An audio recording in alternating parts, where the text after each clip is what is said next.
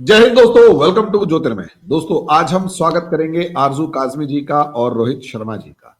आरजू काजमी जी पाकिस्तान से, Rohit Sharma ji India matters with Rohit Sharma Bharat. दोनों से बहुत सिंपल क्वेश्चन है। खबर बहुत जबरदस्त है कि भाई 16, 17, 14 तीन फिगर्स आ रही हैं। कोई 14 बता रहा है, कोई 16 बता रहा है, कोई 17 बता रहा है। पाकिस्तान के जो न्यूक्लियर साइंटिस्ट हैं उन्हें एबडक्ट कर लिया गया, किडनैप कर लिया गया। अब दो सवाल बनते हैं। एक, क्या न्यूक्लियर साइंटिस्ट्स की सिक्योरिटी इतनी कमजोर थी कि तालिबानी आते हैं और उन्हें एबडक्ट करके ले जाते हैं टीटीपी वाले? और दूसरा, तालिबान का प्लान क्या है? तो रोहित जी, मैं आपसे सुनना चाहूंगा। सबसे पहले ये बताइए कि क्या तालिबान कोई न्यूक्लियर बॉम्ब बनाना चाहता है? न्यूक्लियर साइंटिस्ट को अबडक्ट करने, किडनैप करने के पीछे का लॉजिक क्या है? जी देखिए, एक चीज तो बहुत क्लियर है कि न्यूक्लियर साइंटिस्ट जा रहे थे, या इसमें कुछ न्यूक्लियर साइंटिस्ट थे, सारे नहीं थे, और कुछ टेक्नीशियन थे।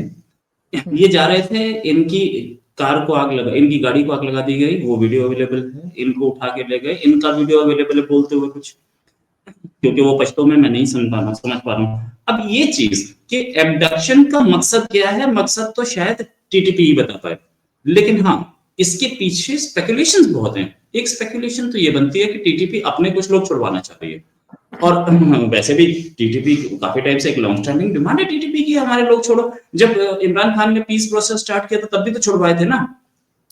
तो ये टीटीपी बहुत टाइम से बोली हमारे लोग छुड़वाओ, और टीटीपी इस तरीके से छुड़वा सकती है।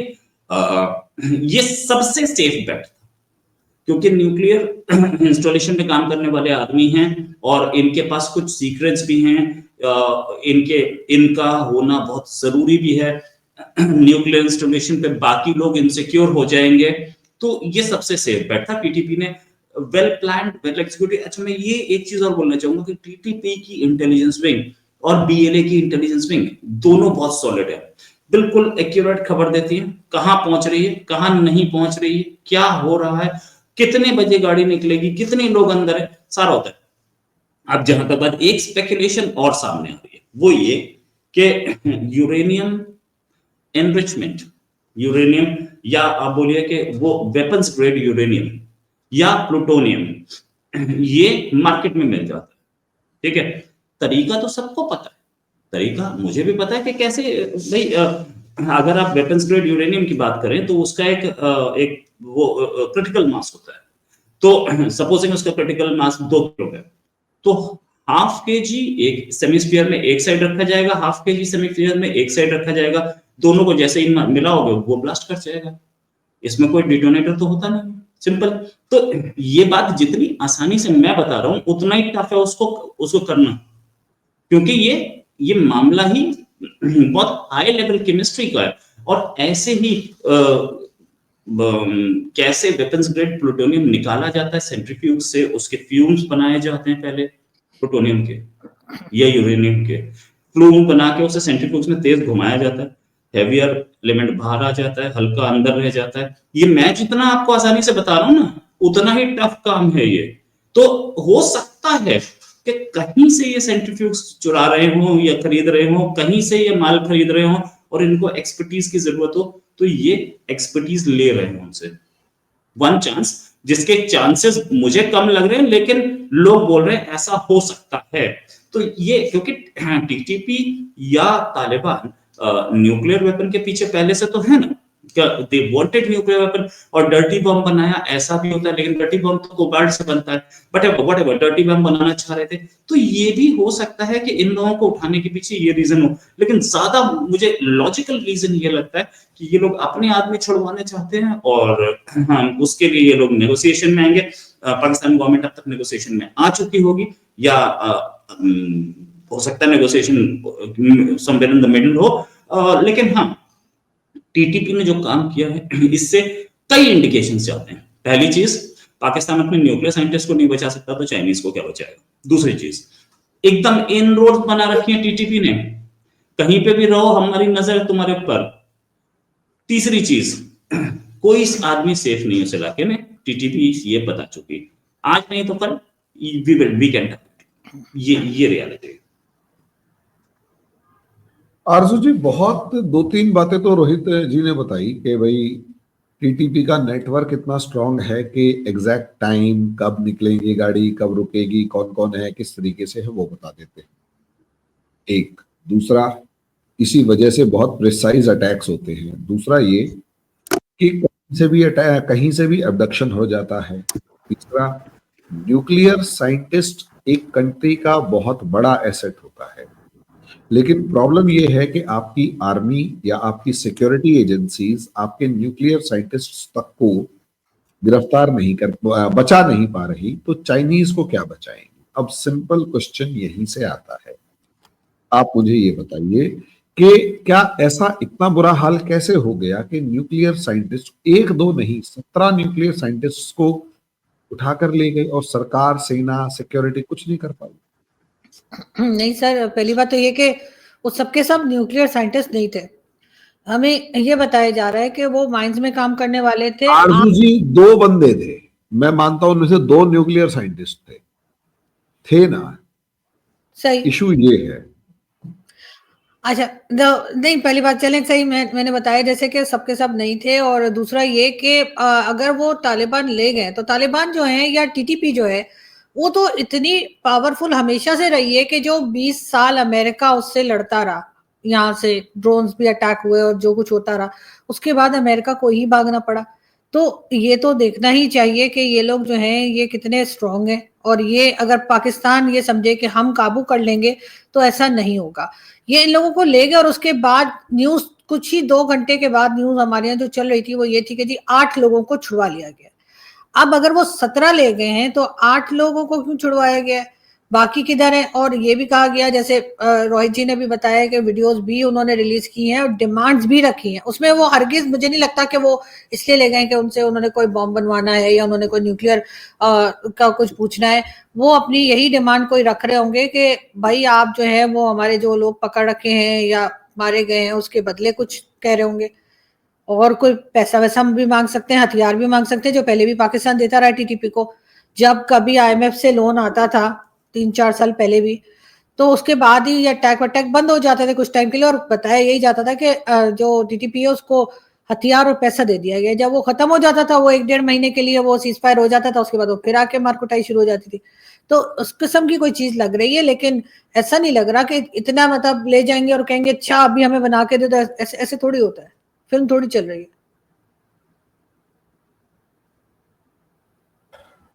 रोहित भैया, फिल्म थोड़ा ना चल रही है। मेरे पास जो डिटेल्स है ना इसकी, 8 लोग छोड़ दिए गए, ये बात तो सही है। मेरे पास जो डिटेल्स हैं उसमें एक आदमी जिसका नाम है मजाउल्ला खान, ये पीआर टेक्नीशियन है, ये स्ट्रेटेजिक प्लान्स डिवीजन में है। तो इनके पास ये डिटेल्स तो होंगी ही कि क्या हो रहा है क्या नहीं हो रहा। एक और हजरत अली, ये सीईओ हैं। एक और टेक्नीशियन को, ये है मोहम्मद अकील। ऐसे बहुत सारे लोग हैं जो कि डिवीजन में। मेरे पास मैं अगर सारा बताऊं तो एहसानुल खान सीनियर टेक्नीशियन है, नसीर अहमद असिस्टेंट टेक्नीशियन है, इरफान उल्लाह टेक्नीशियन है। तो ये जितना भी ये सारे लोग जानते होंगे, ये सारे टेक्निकल लोग हैं। और कोई स्ट्रेटेजिक डिवीजन में है, स्ट्रेटेजिक प्लान्स डिवीजन में है, तो ये सारे के सारे लोग इन्स एंड आउट्स जानते होंगे न्यूक्लियर इंस्टॉलेशंस की। तो मामला तो थोड़ा 8 जो छोड़े गए हैं उनकी भी तो मैं पढ़ दूंगा, लेकिन जो छोड़े गए हैं उनके आगे सन ऑफ लिखा हुआ है। डिटेल्स जो है उनके आगे लिखा हुआ है, जैसे यूसुफ खान सन ऑफ शेर मोहम्मद। इनकी कोई डिपार्टमेंट नहीं लिखा हुआ जो रिलीज आई है मेरे पास उसकी। अब ऐसा है कि जो लोग पकड़े गए हैं, क्योंकि ये न्यूक्लियर इंस्टॉलेशन में काम करते थे, तो इनकी वैल्यू बहुत थी। इनकी अगर इन्होंने कुछ नहीं किया, इन्होंने ये उठा के इंडिया को दे दिए ना, तो भी पाकिस्तान के लिए बहुत बड़ा डैमेज है। या इंडिया को नहीं दिए, इन्होंने ये उठा के ईरान को दे दिए, तो भी, या मैं बोलता हूँ अमेरिका को दे दिए, ये बहुत बड़ा डैमेज होगा। पाकिस्तान इस समय घुटनों को होगा, पाकिस्तान को पता होगा कि हम बहुत गलत जगह फंस चुके हैं। लेकिन ऐसा हुआ कैसे? ये इंट्रोस्पेक्शन बहुत जरूरी है। पाकिस्तानी आर्मी भी अभी रही है, पाकिस्तानी आर्मी खुद ही हमले झेल रही थी। मैं हमेशा I am been the biggest critic of Pakistani army, हमेशा उसको क्रिटिसाइज करता हूँ, लेकिन यहाँ मैं उसके लिए बोलूंगा कि टेरेन ऐसी है जहाँ पे उसके लिए ऑपरेशन करना टफ है। दूसरी चीज, वो खुद कोशिश भी करे तो वो खुद हमलों में आ रही है। तो पाकिस्तानी आर्मी के लिए ये भी एक प्रॉब्लम है कि उस टेरेन में उसने कभी ऑपरेशन ही नहीं किए। अजबे इससे पहले अजमे पे काम चल रहा है, इससे पहले वाला जो था वो रदुल फसाद था, रदुल फसाद से पहले वाला उसका नाम मैं भूल रहा हूँ, राजू जी मुझे बताएं। ज़र्ब-ए आज़म वो ज़र्ब-ए आज़म के टाइम पे पहली बार आर्मी घुसी थी इस टेरेन में। तो आप ये सोचिए, और ज़र्ब-ए आज़म कब हुआ? बाजवा ने करवाया। मतलब इससे पहले जितने आर्मी चीफ थे उनके टाइम पे आर्मी घुसी ही नहीं थी। तो पाकिस्तानी आर्मी के लिए बहुत टफ हो रहा है। हाँ, पाकिस्तानी आर्मी को एक चीज और डील करनी पड़ेगी कि ये कौन है जो बताता है कि इस समय चाइनीज कराची एयरपोर्ट पहुंचे के ब्लास्ट करो। ये कौन है जो बताता है कि इस समय हमारी कॉन्वॉय निकलेगा, आप ग्वादर में ब्लास्ट कर दो। कौन है जो बताता है कि इस समय हमारे साइंटिस्ट निकलेगा, ब्लास्ट पकड़ लो इनको। वो आदमी अपनी इंटेलिजेंस पे और काउंटर इंटेलिजेंस पे, दोनों पे या तो पैसा खर्च करना पड़ेगा या अपने लोगों को थोड़ा टाइट करना पड़ेगा। इलेक्ट्रॉनिक सर्वेलेंस पे थोड़ा ज्यादा ध्यान रखना पड़ेगा। पाकिस्तान अंदर का कोई बता सकता है सर, कोई बाहर का आदमी नहीं पता कर सकता। जो अंदर बैठे जिनको सारा शेड्यूल पता है वही बता सकते हैं।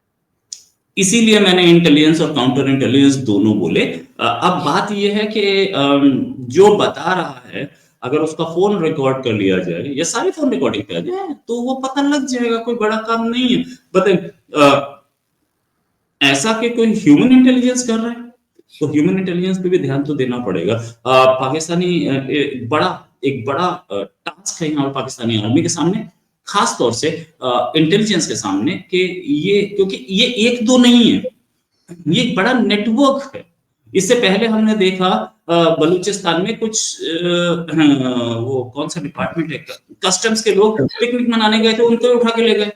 अब यार कस्टम्स के लोग तक सेफ नहीं है तो मामला बहुत गड़बड़ है। और सामने वाले का आप नेटवर्क देखिए, अभी 24 घंटे नहीं हुए और अब तक शायद सिचुएशन वही है। हमारे पास बहुत ज्यादा उस पर डिटेल नहीं है।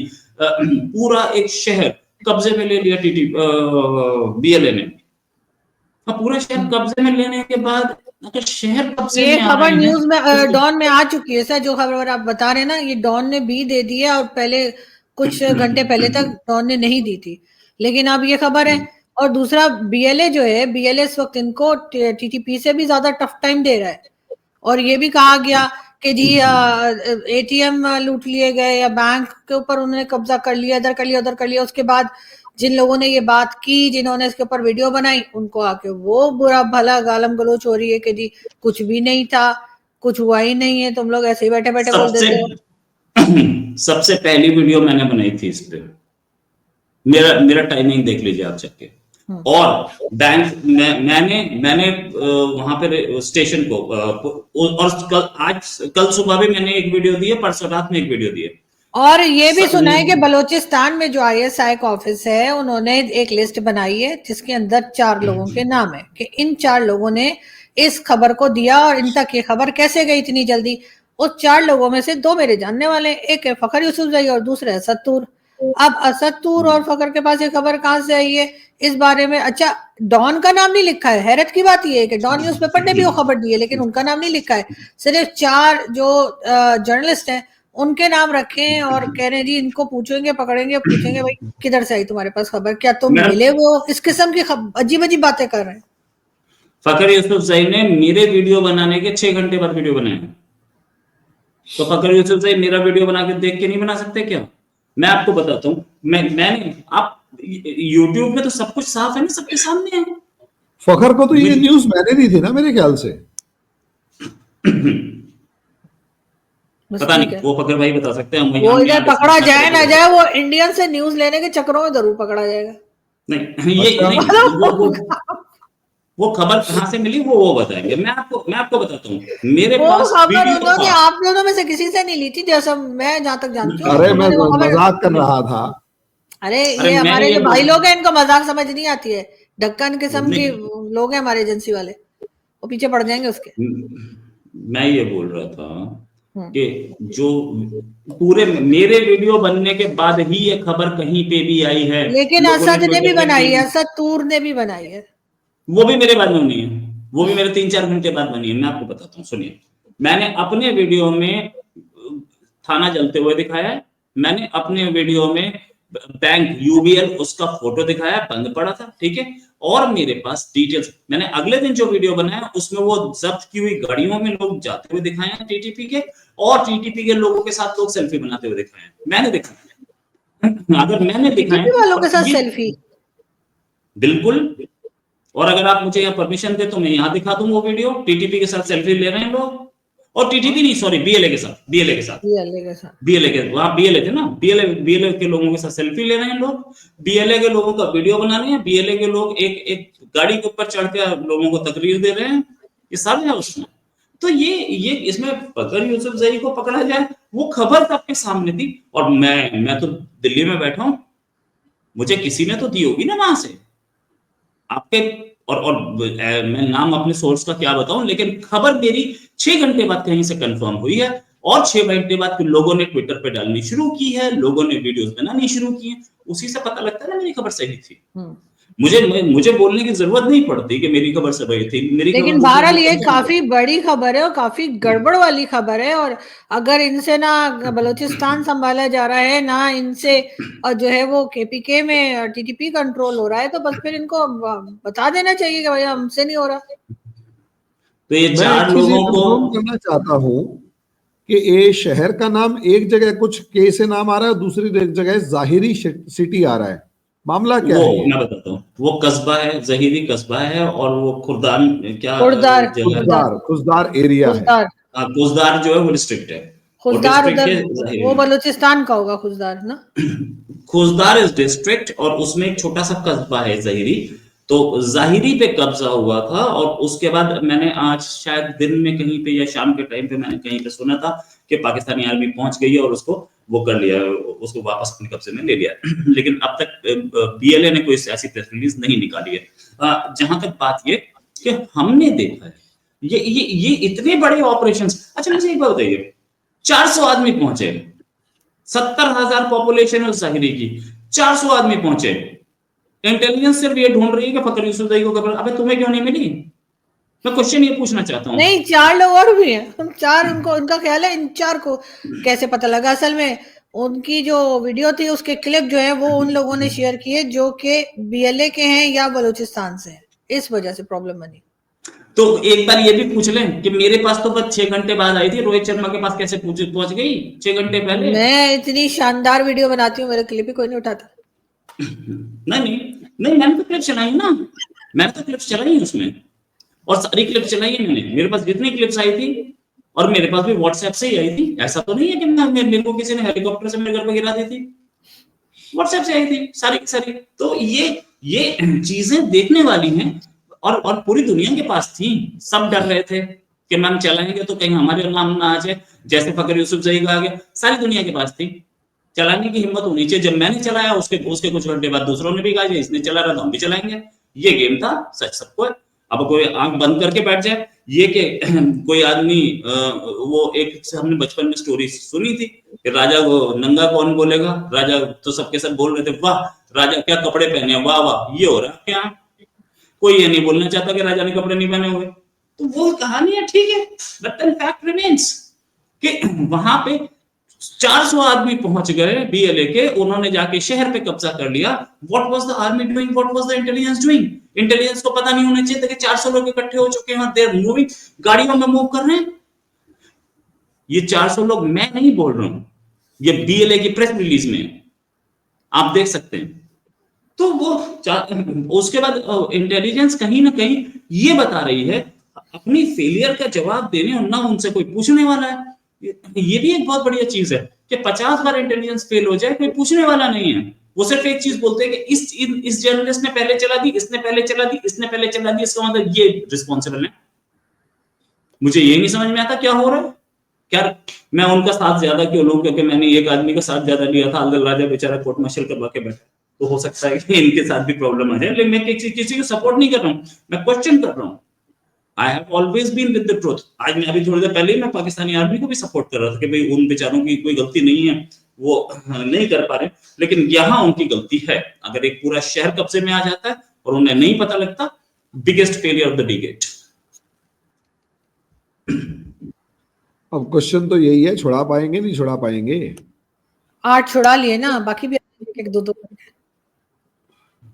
8 नहीं छुड़ाए उन्होंने, अपने आप छोड़ दिए। उन्हें पता था इनको कोई पूछने वाला नहीं है। फादर क्या क्या नाम लिखे हुए हैं, सन ऑफ दिस। अच्छा ये बताइए, 8 छुड़ाए नहीं है। मोहम्मद यूसुफ सन ऑफ शेर मोहम्मद, इसके 10 रुपए कोई न दे, कौन लेगा? इसके बदले में कोई आदमी छोड़ देगा क्या?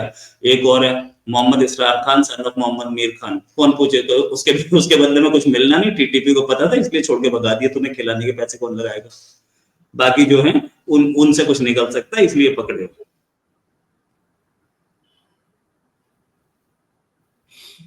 तो अब लास्ट क्वेश्चन ये है, पाकिस्तान जा कहाँ रहा है? आप दोनों से कंक्लूडिंग रिमार्क में बताइए कि एक तरफ टीटीपी बजा रही है, दूसरी तरफ बलोच बजा रहे हैं। ये आप जो है प्रोग्राम होस्ट करते करते नीचे कौन सी मिल्स एंड बून्स पढ़ते हो? मैं न्यूज ही ढूंढ रहा हूँ कि भाई अल्टीमेटली क्या है। मेरे पास ये न्यूज नहीं थी फ्रैंकली। अच्छा, आप लोगों को शेयर करते नहीं हो? कौन सी न्यूज? बलोच शहर के ऊपर, उसी को पढ़ रहा हूँ इस टाइम पे मैं। क्योंकि सुबह से तो आपने लिफ्ट नहीं कराई थी, आप गायब थे। नहीं, आप फोन उठाते होंगे, अगर आप फोन उठाएंगे तो पता चल जाएगा। हाँ। ऐसे ही होता है देश में, बड़े बड़े लोगों के साथ, बड़े लोग हम गलती ऐसे मेरी है, गलती आरजेडी की है। न्यूज बांटते नहीं फिरते हैं। नहीं, अब गलती मेरी है, गलती आरजेडी की है ना। हम अपनी औकात से बड़े लोगों के साथ दोस्ती रखते हैं, तो वो लोग बोलते हैं किसका फोन आ रहा है, ये tell him not to disturb me. तू वैसे लोगों से फिर क्या दोस्ती करेंगे? तो नहीं, खैर मैं ये कह रही हूँ कि इस वक्त मतलब सिचुएशन खराब है। के अंदर क्यों बुनाई कर रहे हो यार मेरी? मैं आपसे कुछ कंक्लूडिंग रिमार्क मांग रहा हूँ। मैं दे रही हूँ लेडीज फर्स्ट पहले मैं दे रही हूँ। देखिए सिचुएशन जो है ना, टू बी वेरी ऑनेस्ट, चलो लेडीज है। अब मैं क्या बोलूं? मैं अपने एक दोस्त को, इंडियन फ्रेंड को कह रहे थे यार, मैं अपने आप के लिए कह रही थी कि यार मैं लेडीज से तमीज से बात किया करो। वो कहते हैं लेडी कौन? मैंने कहा मैं अपनी बात कर रही हूँ। कहते तुम लेडी कब हुई? तुम्हें तो थोड़ा दे तो अंदर से 4 लड़के निकलेंगे, ऐसे तुम हरकतें करती हो। तो मैंने कहा क्या जगह लड़ने खड़ी हो जाती हो। कहाँ रहा है पाकिस्तान, ये बताइए। कहीं नहीं जा रहा, इधर ही खड़ा है, कहीं नहीं जा रहा। क्या बात कर रहे हैं? तालिबान उधर से धो रहा है, इधर से बलोच धो रहे हैं। सेना को समझ में नहीं आ रहा किससे लड़े। सिचुएशन खराब है, सिचुएशन बहुत खराब है, to be very honest. KPK की साइड पे भी सिचुएशन खराब है, और इस वक्त बलूचिस्तान जो है वो केपीके से भी ज्यादा है। और आप जिसकी जिक्र नहीं कर रहे, मैं कर देती हूँ, आजाद कश्मीर जो है, या आप लोग पीओके जिसे कहते हैं, वहां पर भी धमाल चल रहा है। तो इस वक्त जो है ना वो हर तरफ से घिरे हुए हैं, लेकिन क्यों कंट्रोल नहीं कर पा रहे, क्यों कुछ नहीं हो रहा? इसलिए कि सारा का सारा फोकस सिर्फ इमरान खान पर है। इमरान खान बाहर आ गया तो जी वो तो बड़ा फेमस हो जाएगा। इमरान खान बाहर आ गया तो वो क्या करेगा? तो वो इमरान खान को देखने के चक्कर में जो अपनी हालत खराब करवा रहे हैं। जाहिर है जब आप कभी भी ऐसे किसी चीज में फंस जाएं और आप अपना काम ना देखें तो वो चीजें आपकी खराब ही होती हैं, चाहे वो बॉर्डर हो चाहे वो कुछ भी हो। तो इस वक्त यहाँ पे सॉरी यही चल रहा है कि केपीके साइड पे भी टेंशन है, टीटीपी जो है वो रोके में नहीं आ रही है, बढ़ती चली जा रही है। बीएलए जो है उसके बारे में जैसे आप जानते हैं कि खुददार की क्या वो वहां पे उन्होंने कब्जा भी कर लिया था, और यहाँ पे कहा जा रहा है नहीं अगर कोई जर्नलिस्ट बोले, आज भी मैंने एक टीवी चैनल पे कहा कि भाई हमें वहां जाके रिपोर्टिंग नहीं कर सकते। यहाँ से जर्नलिस्ट जो है इस्लामाबाद से, लाहौर से, आपने देखा है कभी गए हुए? वो जो जाते हैं ना हामिद मीर वगैरह, कभी साल में एक बार, तो उनके साथ भी फौजी खड़े हुए होते हैं कि जी ये बड़ा खतरनाक इलाका है, यहाँ पे बड़ा ये कब्जा है वो कब्जा करके। वहां पे फ्री रिपोर्टिंग की परमिशन किसी को नहीं है, जो लोग वहां रहते हैं वो भी नहीं बता पाते। और अभी भी इन्होंने 2 दिन से कहा था कि जी ऑपरेशन करेंगे, तो पहले ही वहां पे मोबाइल सर्विसेज और इंटरनेट सर्विस बंद थी कोयटा में और भी कई जगह पे। तो इनसे कंट्रोल कुछ नहीं हो रहा है, और फिलहाल ये सिर्फ कहना चाहिए कि मार खाने वाली हालत में, लेकिन इन्हें कुछ ना कुछ तो करना पड़ेगा, उसके बगैर गुजारा नहीं है। रोहित भैया कंक्लूडिंग रिमार्क, कहाँ जा रहा है पाकिस्तान? देखो पाकिस्तान इस समय तो सच में मैं बताऊं तो पाकिस्तान को देख के लगता है कि ऊपर अल्लाह है जो कि चलाता है, बाकी तो पाकिस्तान में तो कोई चलाने के मूड में नहीं है इसको। और फॉर्मर फाइनेंस मिनिस्टर तो बोल ही चुके कि हमारा कंट्री अकेला है जो कलमे के वक्त से बना है, तो हम लोग हमें वही चलाएगा, हमारी इकोनॉमी वही देखेगा। तो सच बात है, मतलब फ्रैंकली स्पीकिंग यार, मैं इस बात को मैं अब तक हजम नहीं कर पा रहा हूँ कि बीएलए एक शहर पे कब्जा कर ले। अरे यार, एक छोटी सी बिल्डिंग पे कब्जा हो सकता है, 2 पे हो सकता है, 3 पे हो यार सकता है। अभी कुछ दिन पहले वो कौन से बोलो बीएलए के ही वो जो कौन सी मुजाहिद ब्रिगेड थी, मजीद ब्रिगेड ने मजीद ब्रिगेड शहर के ऊपर तो अभी तो कब्जा कर दिया था। 65 लड़ाकों ने पूरा मत शहर कब्जा दिया था। देखो एक चीज के मजीद ब्रिगेड जो है वो है सुसाइड अटैक वाली है, तो वो जाके उसका 1 या 2 या 3 लोग जाते हैं। बीएलए के जो फाइटर्स हैं वो जाकर के वो जाकर के पूरे शहर पे कब्जा करते हैं। अच्छा एक चीज और, मच तो एक बड़ा शहर है तो उस पर कब्जा इतना आसान नहीं होता। ये लोग करते क्या है, ये लोग रास्ता ब्लॉक कर देते हैं और रात के टाइम पे ऑपरेशंस करना इनके लिए ये करते क्यों है, डे टाइम में 12 बजे के आसपास कर लेंगे और 12 बजे के आसपास, और क्योंकि उस एरिया में मोबाइल नेटवर्क इतना खराब है कि वो बैक होम अपनी आर्मी हेडक्वार्टर में या फेडरल हेडक्वार्टर में खबर पहुंचने में टाइम लगेगी, वहां से फ्रंटियर कोर चलेगी, तब तक रात हो जाएगी, तो हम एम्बुश के लिए तैयार हैं। इनकी प्लानिंग ये होती है और आर्मी को ये बात पता होती है कि हम अब रात में गए तो एम्बुश होगा। अब रात में कौन जान रहा है कि गली के रोड के दोनों साइड कौन है, दिन में तो फिर भी कोई दिख जाता है, और ये लोग लेजर गाइडेड वेपन्स लेके बैठे होते हैं, तो इसलिए इस एरिया को बचाना और मुश्किल हो जाता है। तो ये, और बिल्कुल टेरेन ऐसी है ना, बिल्कुल चंबल टाइप टेरेन है जिसमें आप मतलब अड़ोस पड़ोस में आपको कीकर भी नहीं उधर, तो चंबल में कम से कम कीकर के जंगल तो है, वहां तो बिल्कुल वो भी नहीं है।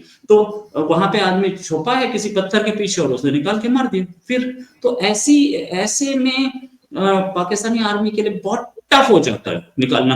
अपने ही रूल्स जो है इन्हीं को प्रॉब्लम कर रहे हैं, इसलिए मैं फिर बोलूंगा काउंटर इंटेलिजेंस ही इस चीज को संभाल सकती है और कुछ नहीं। और मैं किसी तरीके के टेररिज्म को सपोर्ट नहीं करता हूँ, सच बात तो ये है। इसलिए ये जो ऑपरेशन था अभी ये वाला कुसदार में जो हुआ, इसमें एक भी आदमी नहीं मारा गया, एक भी नहीं मारा गया कोई ना। अब तक पाकिस्तान ने क्लेम किया कि उसमें 2 मारे 5 मारे, कोई नहीं मारा।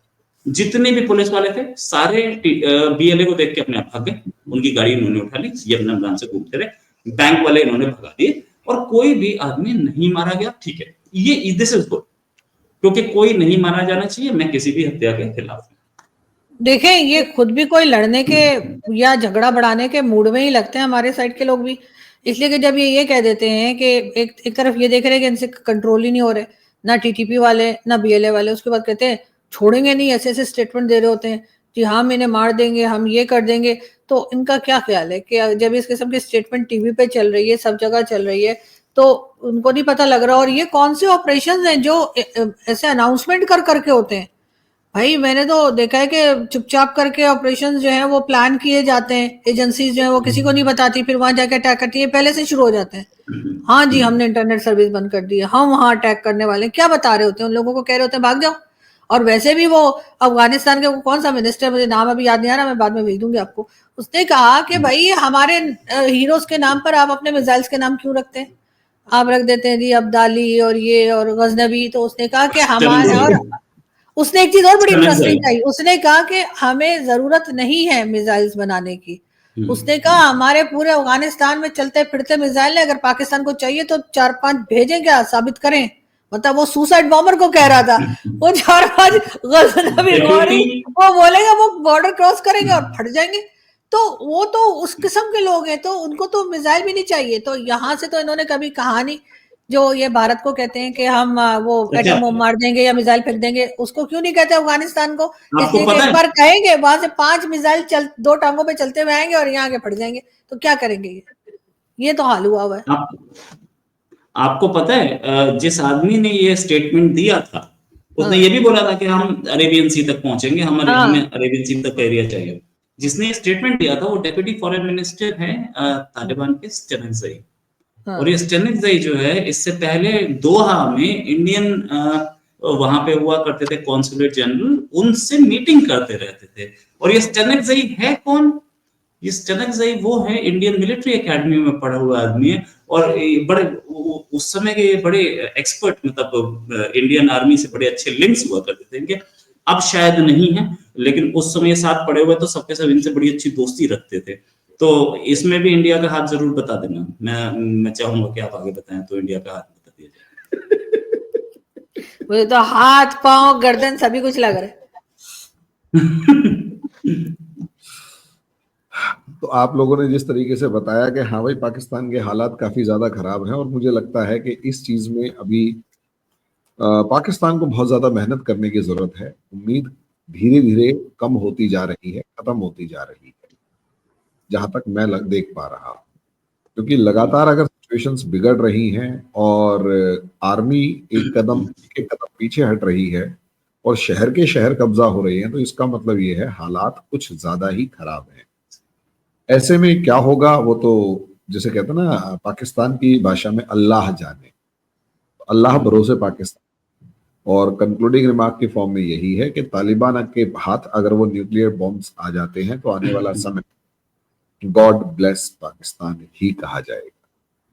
और वो पाव पाव किलो के बॉम्ब अब कहाँ जाएंगे, वो तालिबानी या पाकिस्तानी फोड़ेंगे मैं नहीं जानता, लेकिन जो भी फोड़ेगा वो आपस में ये लोग निपट लेंगे। अब और मैं लास्ट में 10 दिन बाद, जी 10 क्या दिन बाद, 10 दिन बाद, जैसे जैसे हम बचपन में सुनते थे ना राजीव गांधी के टाइम पे कि हम 21वीं शताब्दी में जाने वाले हैं, बीमार पड़ रहे हो अभी रुक जाओ, 14 साल बाद 21वीं शताब्दी में जाएंगे तब बीमार पड़। तो वो 10 दिन बाद, 10 दिन बाद क्या हो रहा है, ट्रम्प वोट लेगा, ट्रम्प वोट लेगा, उसके बाद देखना क्या होगा। अच्छा, वैसे ही पाकिस्तान को ये समझना चाहिए, पाकिस्तान का ही बोया हुआ पाकिस्तान आज काट रहा है।